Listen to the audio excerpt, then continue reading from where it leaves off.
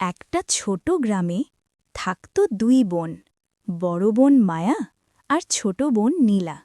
তাদের খুব বেশি কিছু ছিল না, না ছিল বড় ঘর, না ছিল বেশি সম্পদ, তবুও তারা ছিল খুব সুখী। নীলার একটা স্বপ্ন ছিল, সে একদিন বড় হয়ে গান গাইবে, মঞ্চে দাঁড়িয়ে সবার সামনে নিজের কণ্ঠে ছড়িয়ে দেবে তার ভালোবাসা। আর মায়া চাইত তার বোনের এই স্বপ্নটা একদিন সত্যি হোক।